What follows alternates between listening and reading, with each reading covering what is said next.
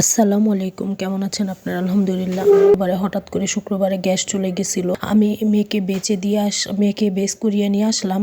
ওর 1 ঘন্টা বেচ ছিল, তো বেচ করায় আস্তে আস্তে এসে দেখি আমার 4 কন্যার বাবা আটা গোলাইছে, মানে আটার মধ্যে এমন পানি দিছে, আটাটা পুরো পানি ছেড়ে। এখানে গ্যাসও নাই, কি করব? তারপর লার্কি চুলা জ্বালাই নিলাম। জ্বালাইয়া ইন্ডাকশনে অনেক সময় লেগে যাবে, আমার আবার 1.5 ঘন্টার মধ্যে কাজ শেষ। তো ইন্ডাকশনে সময় লাগবে, তাই রুটিটা মাটির চুলাই ছেঁকে নিয়ে আসলাম। এখানে আটাটা একটু পানি ছেড়ে দিছিল, তাই আটাটা দিয়ে পরোটা বানাই ফেললাম। রুটি আর বানাই নাই, 2-3টা রুটি বানাইছিলাম। তারপরে আমি মেয়েকে আবার 12টা বাজে বেজ করাই নিয়ে আসলাম। তো এসে আবার আমার মা আমাকে আগের দিন পিঠা বানাই দিছিল।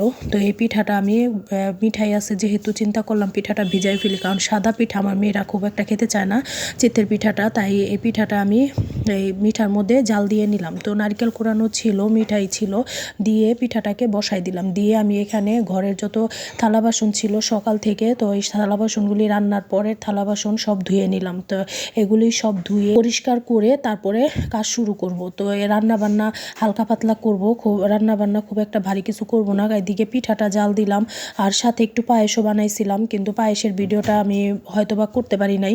তো এখানে আমি থালা বাসনগুলি ভালো করে ধুয়ে রান্নাঘরটা গুছাই নিব। সকালে কাজ না করলে আসলে কাজের কোনো আয় পাওয়া যায় না, কাজ যেমন আগাই না, সারাদিন শেষ হয়ে যায় কাজ করতে করতে। তো এইদিকে অনেকগুলি থালা বাসন জমে গেছিল, তো এগুলি সব এসে ধুয়ে নিলাম।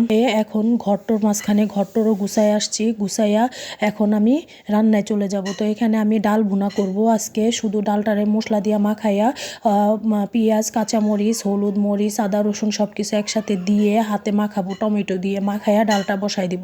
এরকম করে ডাল রান্না করলে তো আমার কাছে খুবই ভালো লাগে, তাই ডালটা এইভাবেই রান্না করলাম। আর এদিকে আমার ভিডিওটা যদি ইউটিউব পেজ থেকে দেখে থাকেন সাবস্ক্রাইব করবেন। আমি এদিকে নিরামিষও বসাইছিলাম, সিম দিয়ে আলু দিয়ে নিরামিষ। এটার মধ্যে আমি আদা রসুন বাটা, সিম আলুটার মধ্যে আদা রসুন বাটা, লবণ সব কিছু একসাথে দিয়ে সিদ্ধ বসাই দিছিলাম। তো পানিটা যখন শুকায় গেছে এটাকে নামাই নিলাম। এখন পেঁয়াজ আর রসুন দিয়ে এটাকে বাগার দিব। সিম আলুর বটিটা, এটাকে আমরা বলি সিম আলু নিরামিষ বা বটি। তো এখানে আমি একটু পেঁয়াজ ফুলও দিয়ে দিলাম। পেঁয়াজ ফুল দিলে এটা স্বাদ আরও বেড়ে যায়, এটা খেতে অনেক মজা লাগে। তো এখানে আমি পেঁয়াজ ফুল দিয়ে এটাকে একটু ভাজা ভাজা করে সাথে আমি একটু বোম্বাই মরিচ কেটে দিয়ে দিলাম, কারণ বোম্বাই মরিচ দিলে একটা আলাদা ঘ্রাণ আসবে, তাই বোম্বাই মরিচ কেটে দিয়ে দিলাম। আমার কাছে বোম্বাই মরিচ খেতে খুবই ভালো লাগে, বেশি দিলাম না, অল্পই দিলাম, কারণ মেয়েরা খাবে। আর এদিকে রান্নাঘরটা পরিষ্কার করে ভালো করে মুছে নিলাম। আজকে রান্না করতেছি আর ঘরের সমস্ত কাজ করলাম, কারণ এভাবে কাজ না করলে কাজ আগাবে না, তাই আজকে এভাবে কাজ করে নিলাম। আর ওইদিকে আমি মাটির চুলায় আবার একটু মাছও রান্না করে গেছিলাম, শিং মাছ। ভিডিও করতে পারি নাই, অনেক তাড়া ছিল।